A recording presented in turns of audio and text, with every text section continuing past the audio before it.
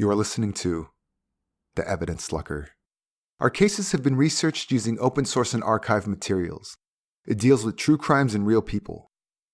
Each episode is produced with the utmost respect to the victims, their families, and loved ones. Honora Rieper was enjoying a stroll in Christchurch's Victoria Park in the Kashmir Hills. It was a mild winter afternoon, and accompanying her were her 16-year-old daughter Pauline and her best friend Juliet. The three of them had gone for a treat at the tea rooms in Victoria Park and then decided to go for a walk in the hills. Honora was happy to go on this outing with her daughter and her friend. News that Juliet was leaving New Zealand to move to South Africa had been tough on Pauline. At first, Pauline wanted to go with Juliet, but her parents said that she was too young and they would not allow it. Pauline had lost a lot of weight and was depressed a lot of the time. Honora and her husband Bert said that she was not to visit Juliet at her family's home, Ilam Homestead, until she was better. Pauline resented her parents and even wrote in her diary, "There seemed to be no possibility of Mother relenting and allowing me to go out to Ilam. This afternoon Mother told me I could not go to Ilam again until I was 8 stone and more cheerful. As I am now 7 stone, there is little hope. She is so unreasonable. Why could Mother not die? Dozens of people are dying. Thousands are dying every day. So why not Mother and Father too?" The relationship between Pauline and her parents was taking a lot of strain. So when Pauline asked her mother to take her and Juliet to Victoria Park as a last goodbye, Honora was pleased. She thought her daughter had accepted the fact that her friend was leaving, and that, sad as it was, she would stay behind. Before they went to Victoria Park, the three ladies had lunch at the Rieper home with Bert and their eldest daughter, Wendy. Pauline and Juliet were in good spirits, and the lunch was happy with many jokes and a lot of laughter. Nothing about their demeanor suggested that the pair had been constructing a diabolical plot. They felt that Honora was an evil force bent on keeping them apart. In order to be together, they had to eliminate the only obstacle in their way. So before the sun set on Christchurch on Tuesday the 22nd of June 1954, Honora Rieper would be dead.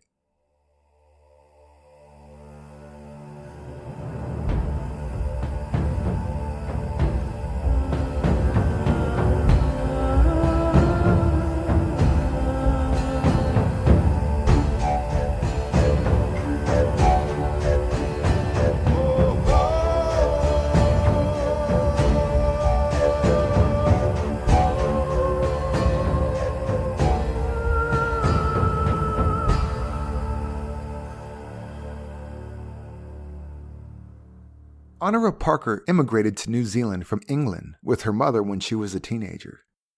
When she was 17, she met Bert Rieper, who was 15 years older than her, at the legal firm in Raitihi where both of them worked. Bert was married at the time, but he left his wife and children to start a new chapter with Honora.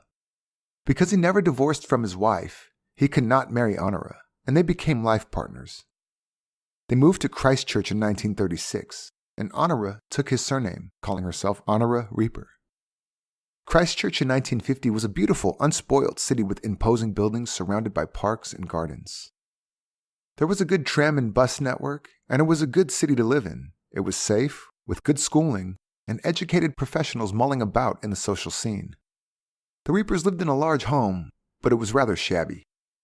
Their working-class income was barely enough to maintain the place, but they did get by. Bert got a job as the manager of a fish shop, and Honora rented rooms in their home, running it like a boarding house. She was known to be a hard-working and strong-willed woman. The couple had sadly lost their firstborn child soon after he was born. But in 1937, another baby came. Their daughter Wendy was born, and the following year, in May of 1938, Pauline Yvonne Rieper was born. 10 years later, they had a third child, a girl called Rosemary. She had Down syndrome and was sent to a home for disabled people at the age of 2, but the family visited her every weekend. But before the hardship with Rosemary, the family had bad news regarding Pauline. She was diagnosed with osteomyelitis, a bone disease. She spent 9 months in hospital and had painful treatments including surgery and courses of intravenous penicillin. Upon her release, doctors advised her not to take part in any contact sport or rough activity. So for the most part, she did not participate in games or sport at school. Perhaps due to her illness and isolation, Pauline was a moody child who always wore a frown. She was also temperamental and would throw tantrums often. Her mother tried to force her to change, but that only brought about conflict in the home. They fought often, especially when Pauline reached her teens. Pauline was a bit of a tomboy, with short, curly black hair, who went through a phase where she insisted her school friends called her Paul. She didn't have many friends, and mostly spent time with her older sister Wendy. Pauline attended Christ Church Girls High School, and was quite a strong student in English and the arts. When a new student called Juliet started at the same school, the two girls became friends. Juliet's father, Dr. Henry was a physicist, a respected academic who had the coveted job of being rector at the University of Canterbury in Christchurch. Juliet was born in England and moved to New Zealand with her parents in 1948. Like Pauline, Juliet also suffered from illness. She contracted tuberculosis when she was just 6 years old. Her family had the means to seek the best treatment for her, and she was sent to the milder climates of the Bahamas and then South Africa to recuperate. She stayed with relatives all those years, so when she moved to Christchurch, she was in her parental home for the first time in about 8 years. She had learned to read and write, but she missed out on going to school, battling her health issues. Juliet always loved reading. It was her escape, her company. She went back to school at age 10, but when she was 13, she fell ill and had to leave school yet again. So arriving in Christchurch, she found herself to be a full-time student, living in her family home, ready to live life as a normal 14-year-old girl, things that she had yearned for many years. Hilda Juliet's mother, was glamorous and flourished as a socialite, whereas Dr. was a rather awkward and shy, brainy type of guy. Hilda was a marriage counselor, which was a new profession in the late 1940s, early 1950s. She could also be heard on Radio 3YA's Women's Hour, where she would talk about relationship problems. Juliet was very intelligent and had a very high IQ. She was also beautiful, and her bright confidence drew people to her, whether she liked them or not.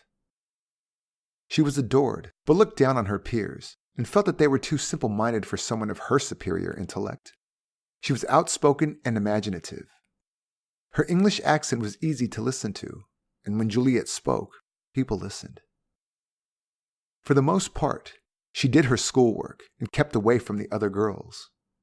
That is, until she met Pauline Rieper. The two girls met in 1952. Both started at the school around the same time. First Pauline enrolled, and soon after, Juliet arrived. They realized that they had a lot in common and had a deeper understanding of each other when it came out that they had both suffered ill health in earlier years. The official account of their acquaintance said, "The two girls at once became friendly, and their friendship developed rapidly into what may be called an intense devotion for each other. They both romanticized the idea of being sick, bragging to each other about their scars and their time spent in hospital. They were both intelligent girls with big dreams who loved the arts and literature. Their friendship soon evolved into an obsessive partnership. Before they knew each other, in coping with illness, both developed vivid imaginations. And this was something that they would start exploring together." Pauline spent a lot of time at Juliet's family home. Ilam Homestead was a beautiful estate, grand and spacious with extensive grounds. It was owned by the university to serve as the home of the rector, the position Dr. held. It was quite a distance away from the Rieper home, which meant that Pauline would often spend weekends or school holidays at Ilam. Hilda admitted that she had been concerned about Juliet's social skills and was relieved that she had made a good friend so quickly.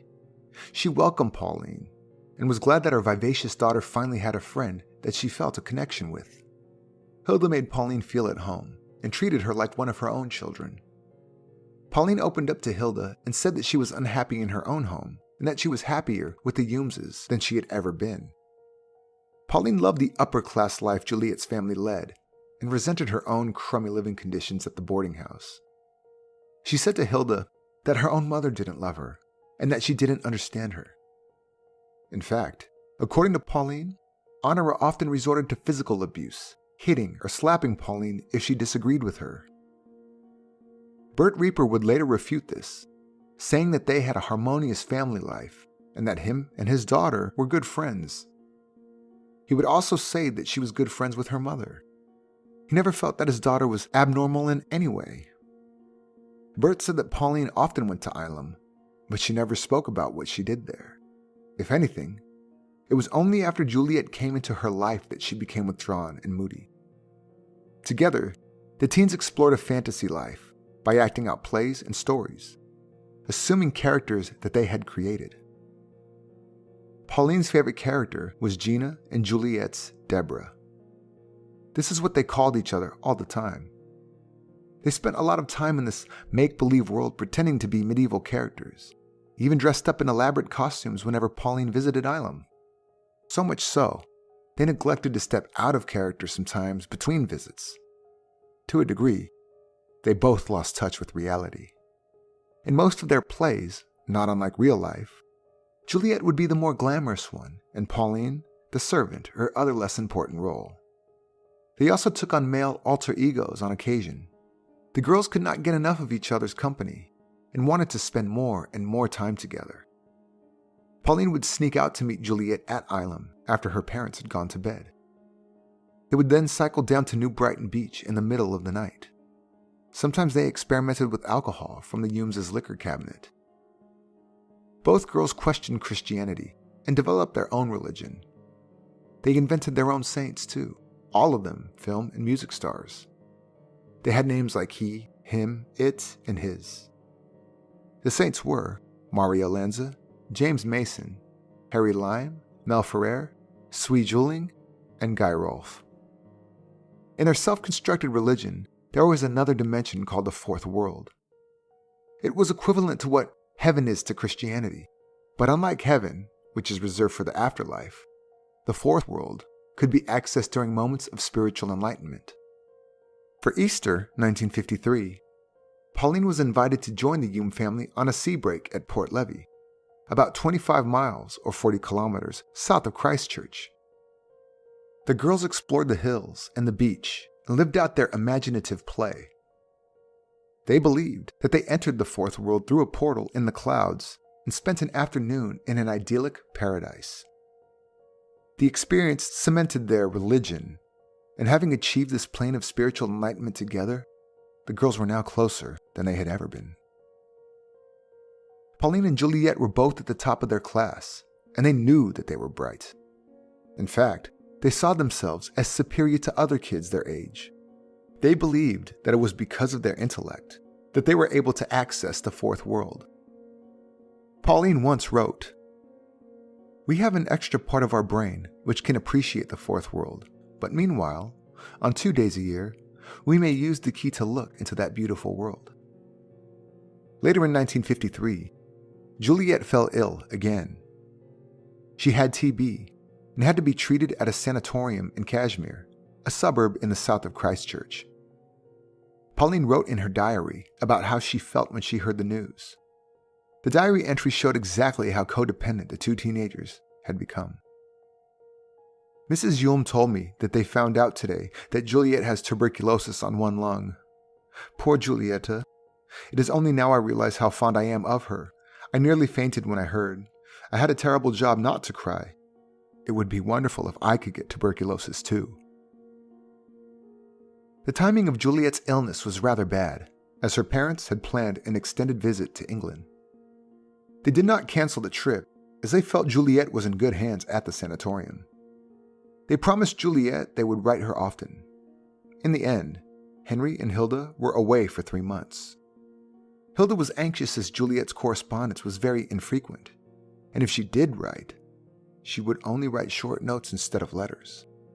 The truth was, Juliet resented them for abandoning her when she needed them the most.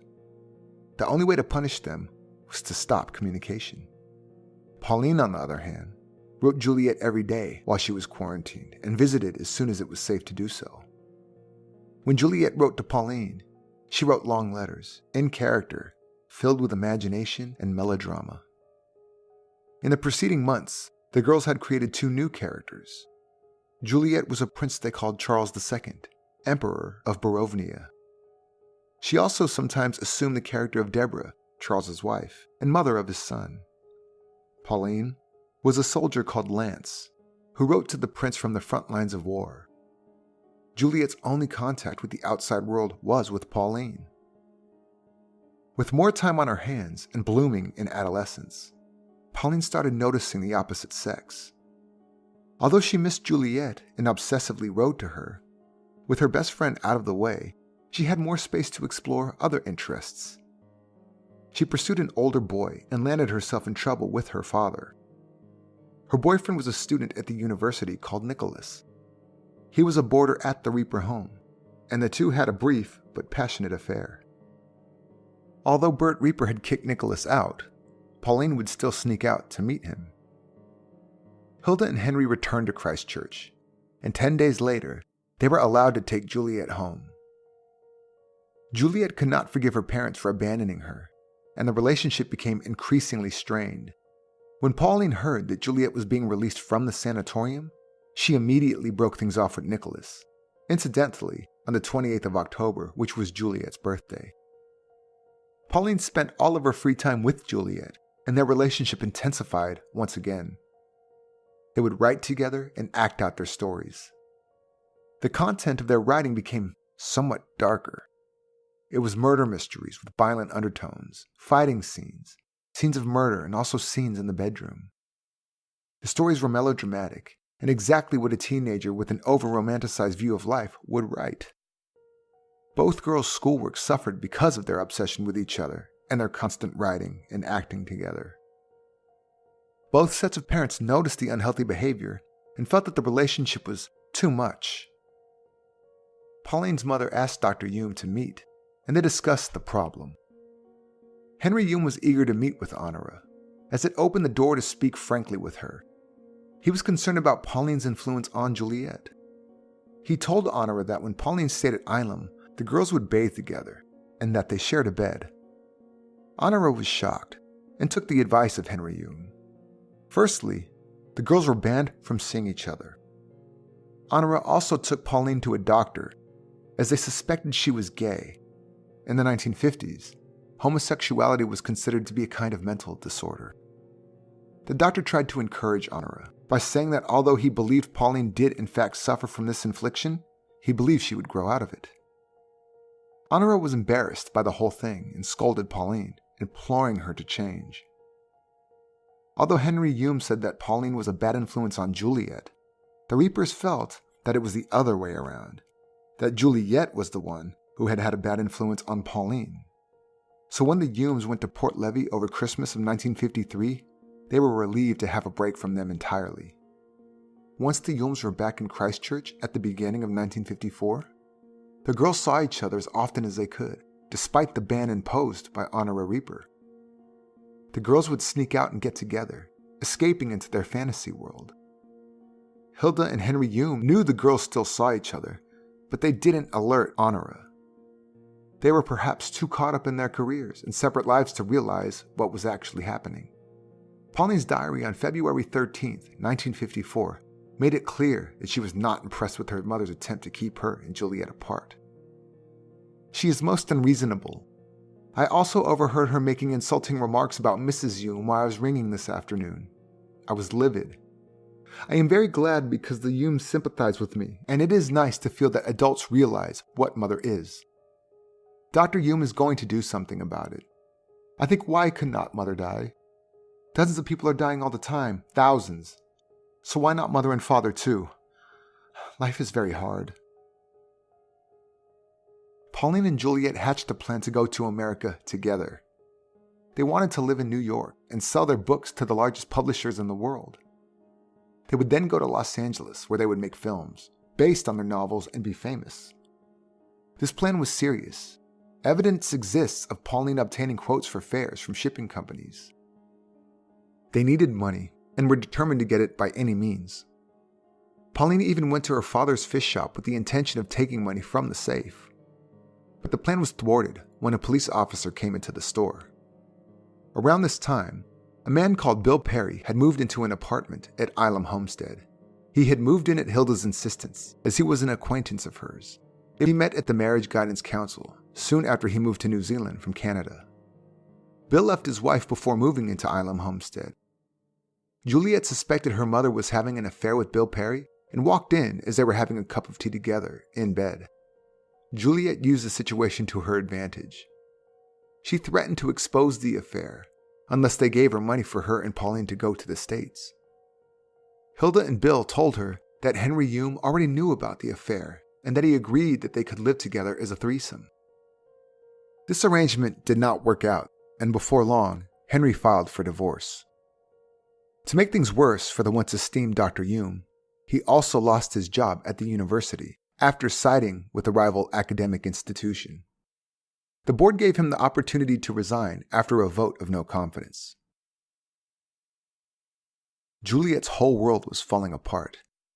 She realized that her family's time at Ilam Homestead was coming to an end. However, she felt that this could be the best opportunity for her and Pauline to go to America, away from the family drama and away from an uncertain future. Juliet's parents had other plans. Dr. Henry Hume decided to go back to England, and it was decided that Juliet would be sent to relatives in South Africa as the climate was better for her health, and ultimately because that was far away from Pauline Rieper, although they did not spell that out. Juliet and Pauline were devastated and refused to accept the fact that they would live worlds apart. Pauline spoke to her parents and told them that she wanted to go to South Africa with Juliet. Juliet's parents pretended to be okay with it and said that they would pay for Pauline to join Juliet, but they had no intention of doing so. They knew that the Reapers would never have allowed it and made only one condition to their offer. Honora Rieper had to agree. Of course, Honora refused, as Pauline was only 15 years old and had not finished school. Honora had told Pauline to stop asking her about it, as the topic was not open for discussion anymore. Honora was quietly relieved that Juliet was leaving, as she felt that the friendship was toxic. However, she allowed Pauline to see Juliet as much as she wanted to before Juliet was scheduled to leave. Pauline detested her mother for standing in her way. Pauline planned on running away to South Africa, but as she was a minor, she could not get a passport without her parents' consent. She was furious and felt that the only obstacle between her life of freedom and fame with Juliet was her mother. On April 28, 1954, things had reached a fever pitch. Pauline wrote in her diary that she had decided to kill her mother. Anger against mother boiled up inside. Suddenly, a means of ridding myself of this obstacle occurred to me. If she were to die... Pauline told Juliet about her plan, and although Juliet was nervous, she did not, in Pauline's words, disagree violently. Pauline's diary shows that she was mulling it over, as she did not want to go to a borstal, which is essentially a juvenile facility. If she were to kill her mother, it had to look like an accident. Meanwhile, the two girls were obsessively close, spending every waking moment together. In June, Pauline had a diary entry that would be significant later on. We have adapted the quote as she used nicknames that could cause confusion. I dreamt about Mario Lanza for the second time, and Juliet about Mel Ferrer, also for the second time. We behaved exactly the same way in each other's dreams, so have put it down to telepathy. Juliet was set to leave for South Africa in the first week of July. Both sets of parents agreed that Pauline could stay at Ilam Homestead for the most of June so the two could spend the last bit of time together. The time they had was an emotional roller coaster full of uber fondness, tears, and evil plans. On the 19th of June, Pauline's diary entry read, "Our main idea for the day was to moiter mother. It's a definite plan we intend to carry out. We have worked it out carefully and are thrilled by the idea. Naturally, we feel a trifle nervous, but the pleasure of anticipation is great." 2 days later, Pauline returned home after 10 days at Ilam, and she was in high spirits. Honora even commented that she was helpful around the house and assisted her with chores and kept her company. She described her daughter as being bright on that day. But something else was on Pauline's mind. Her attitude was all part of the plan. She wanted to pacify her mother, put her at ease. She suggested to her mother that they go to Victoria Park the next day with Juliet, and Honora agreed, as she felt her daughter was finally looking better, happy even. On June 21st, Pauline wrote, "Juliet rang and we decided to use a rock in a stocking rather than a sandbag. We discussed the moiter. I feel keyed up, as if I were planning a surprise party." Then the morning of the 22nd of June, Pauline was ready for action. The day of the happy event. I am writing a bit of this on the morning of the death. I felt very excited, and the night before Christmassy last night. I didn't have pleasant dreams, though. Juliet arrived at the Rieper home around lunchtime. She joined the family for lunch. Bert Rieper was home for lunch too. Without anyone in the Rieper family's knowledge, Juliet had brought a half brick from home and snuck it to Pauline, who wrapped it in a stocking and hid it in her shoulder bag. They had lunch, with Pauline and Juliet joking and giggling.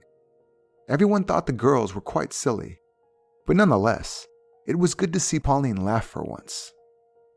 After lunch, the two teenagers and Honora hopped on a bus and made their way to Victoria Park. The three of them stopped by the tea rooms and had tea and treats. Then it was time for a walk before they caught the bus home. But the 45-year-old Honora Rieper would never go home again. As they walked, Pauline led the way, Honora was in the middle, and Juliet tailed at the back. Honora commented on how beautiful the view was, but the girls were too preoccupied to engage. Their plan had been set in motion. Juliet dropped a pink stone on the path, so when they turned to head back, Pauline pointed it out to her mother. As Honora had a closer look, Pauline launched the attack. She pulled the half brick, stuffed in the stocking, and hit her mother over the head. Honora turned around and saw that her daughter was her assailant. Pauline kept on swinging the stocking at Honora's head, striking her in the face. Juliet then joined Pauline and helped her along, hitting Honora with the stockinged brick. The girls thought that the murder would be like in the movies. One blow, and Honora would drop to the ground. But it didn't work like that. Honora's death was slow and violent. Pauline and Juliet knew they had to continue the assault until Honora no longer breathed. They hit her repeatedly. Honora had 45 wounds, of which 25 were to her head and face. The girls, covered in blood, then ran back to the tea rooms and asked for help. They told owners Agnes and Kenneth Ritchie that Honora had slipped on some rocks and hit her head.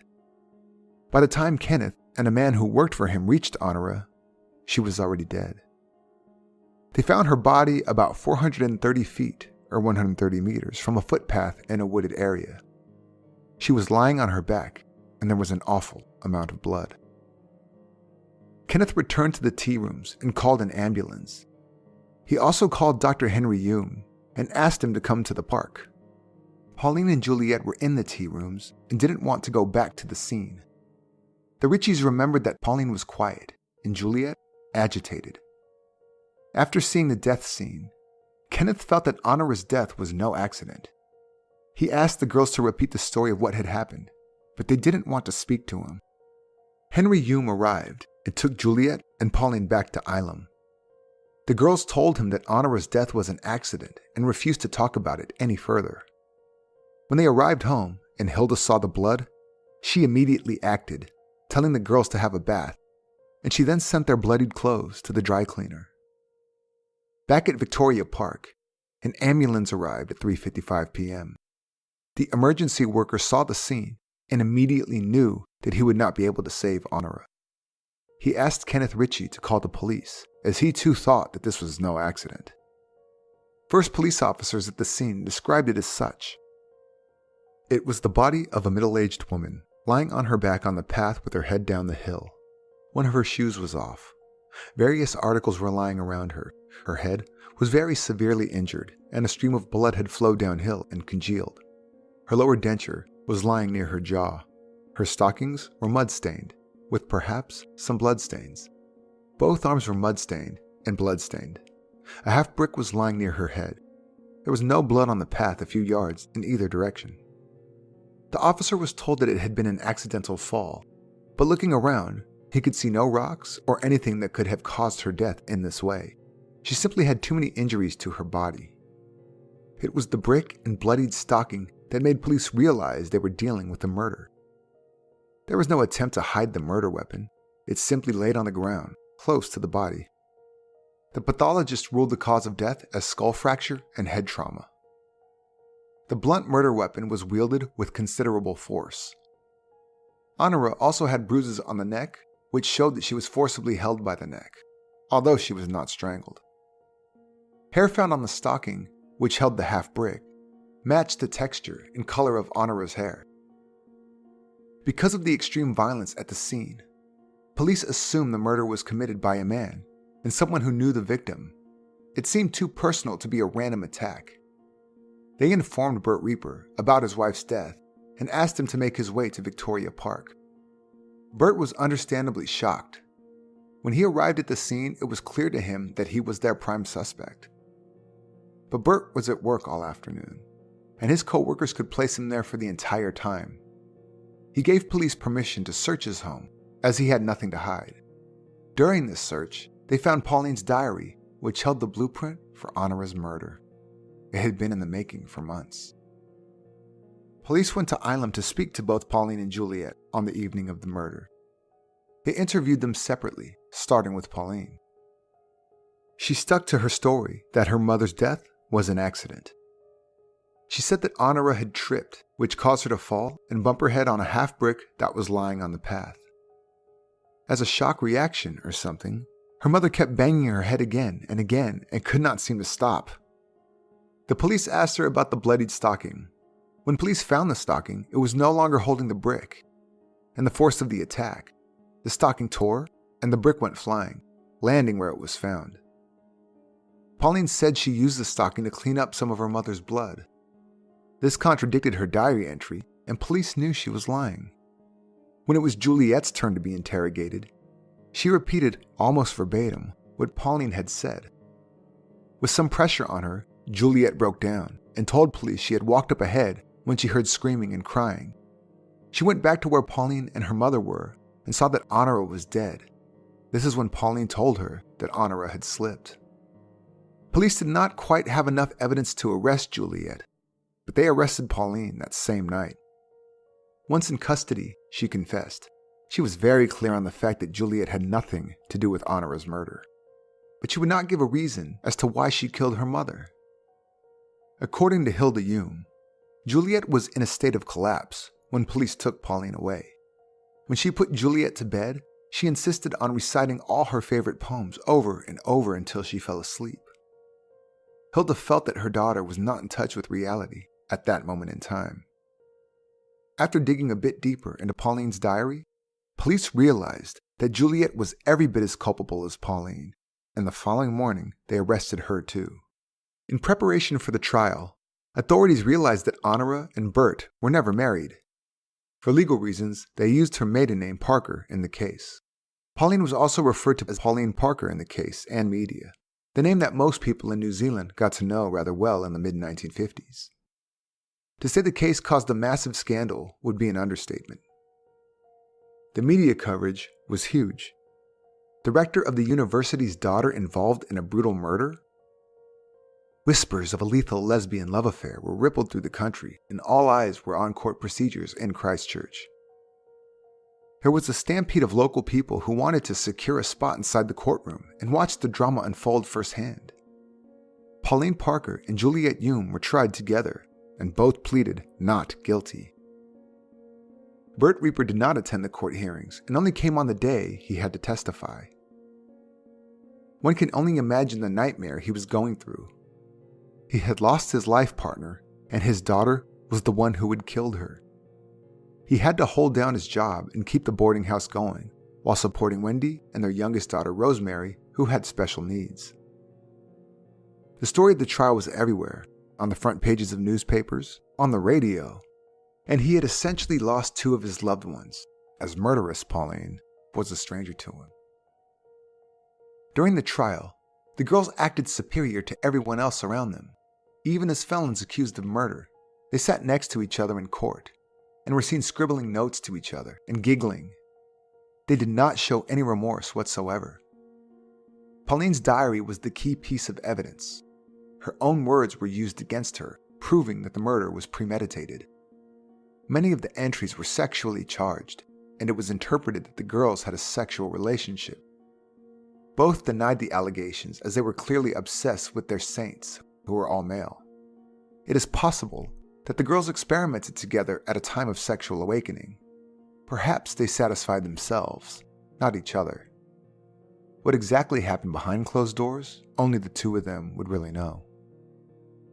Because homosexuality was regarded as a mental illness at the time, the defense wanted to show that the girls were insane. This did a lot of harm, as gay people were regarded to be dangerous and evil, and these two murderous teens were the poster girls for anti-gay campaigners. 3 psychologists were brought in to testify. There was a sense of over-psychologizing, trying to understand why 2 seemingly normal girls could be so cruel. Prolific psychologist of the time, Dr. Reginald Medlicott, also said the girls suffered from folie à deux. Folie à deux, or shared psychosis, is a telepathic condition where 2 people share the same delusional beliefs, as the girls had shared dreams before. Typical individuals diagnosed with this condition are socially and physically isolated and do not have a lot of interaction with people other than themselves. Dr. Medlicott stated that Pauline and Juliet's homosexuality and paranoia were symptoms of the condition. The general conclusion was that, although the girls were delusional about what they thought about themselves, they knew the difference between wrong and right. They planned the murder, and they knew that murder was wrong. Juliet didn't help the defense's argument of insanity when she said, "I would have to be an absolute moron not to know murder was against the law." The Crown, or prosecution, also used the diary evidence and turned it against the defense team's line of argument. They highlighted Pauline's love affair with the student boarder Nicholas to prove that she was straight. They also pointed out that the posse of psychiatrists gave contradictory testimony. The Crown closed with a powerful statement. This plainly was a cold, callously committed and premeditated murder committed by 2 highly intelligent and perfectly sane girls. They are not incurably insane. My submission is they are incurably bad. The general feeling was that because Pauline was not from the same high society background as Juliet, that she was the one who had hatched the plan and pulled Juliet into the whole thing. Juliet was seen as a snob, what they called hoity-toity at the time. Juliet was overheard in court, whispering to Pauline, "The old girl took a lot more killing than we thought." A policewoman reprimanded her, commenting that it was a terrible thing to say, to which Juliet responded, "Oh, aren't we the perfect little policewoman?" Juliet is also believed to have had a diary, but police could never find it and thought that her family destroyed it on the day of the murder. On the 28th of August, 1954, the jury deliberated for just over 2 hours, and both girls were found guilty. When the verdict was passed down, neither of them showed any emotion. When Juliet was asked if she wanted to see her mother one more time, she said no. Crown Prosecutor Alan Brown broke down, crying uncontrollably. The stress and emotion of the trial had taken its toll on everyone. Pauline and Juliet were sentenced to detention during Her Majesty's pleasure, which means the term of their sentence was undetermined. At the time, New Zealand still had the death penalty, but the convicted murderesses were considered to be too young to be executed.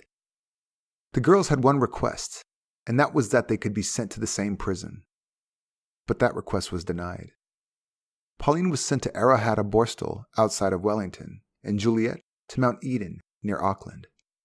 For her safety, she was placed in solitary confinement for the first 3 months, seeing as she was the only underage inmate. In 1958, Pauline was taken to Paparua prison and Juliet to Arrowhatta. The murder became the pin-up case for the Mazengrab Report, a review conducted by the Special Committee on Moral Delinquency in Children and Adolescents. Juliet's parents did not stick around after her incarceration. They moved overseas and left her behind in prison. A newspaper article reported that Juliet had become more polite and subdued during her time in prison. Pauline, on the other hand, was reported to have no remorse. After serving only 5 years, both were released. They were in their early 20s and were given the opportunity to live normal lives.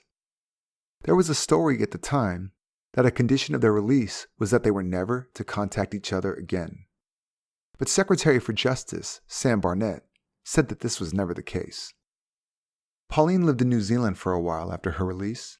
She studied at Auckland University, graduating in 1964. She spent a year in Wellington at the New Zealand Library School before she decided to move to England in 1965. Having put the past behind her, she changed her name to Hilary Nathan. She considered becoming a nun as she had become a devoted Catholic. Hilary lived in the village of Hoo, near Strood in Kent, where she worked as a special needs teacher. Nobody knew about her past, and that's how she wanted it. She was secretive and elusive and would never appear in school photos. When she left the school, she found a job running a children's riding school. Other than the horses and children and their parents, not many people ever saw Hilary. She lived the life of a recluse, isolating herself in her home with no TV or radio. She has expressed deep remorse for ending her mother's life and refused to give interviews. In a letter to her sister, she said, "It just all got out of hand. I don't know what happened, and I just want to keep in touch with you." When Juliet Hume left New Zealand in 1959, she went to Italy to stay with her father and his new wife. From there, she went to the UK, where she lived with her mom and Bill Perry. This is when she changed her name to Anne Perry. She then moved to Southern California for a while and became a Mormon. In 1968, she returned to her home country of England and became an author of historical crime novels. In a way, the dream she had when she was 16 did come true. She lived in America, and she became an international best-selling novelist. Peter Jackson's film Heavenly Creatures is a retelling of Pauline and Juliet's story. Kate Winslet plays the role of Juliet, and Melanie Lynskey gives a chilling performance as the troubled Pauline. Juliet's new identity as Anne Perry was revealed around the time of the film's release in 1994. In 2006, she made a statement, saying that although her and Pauline's relationship was an obsessive one, they were never lovers. They were both straight. She also said that she helped Pauline commit the murder, as she believed that Pauline would have ended her own life had she not. She only got involved to keep Pauline from killing herself. Pauline's home in Kent revealed something about her state of mind. The new owner discovered a mural painted by Pauline.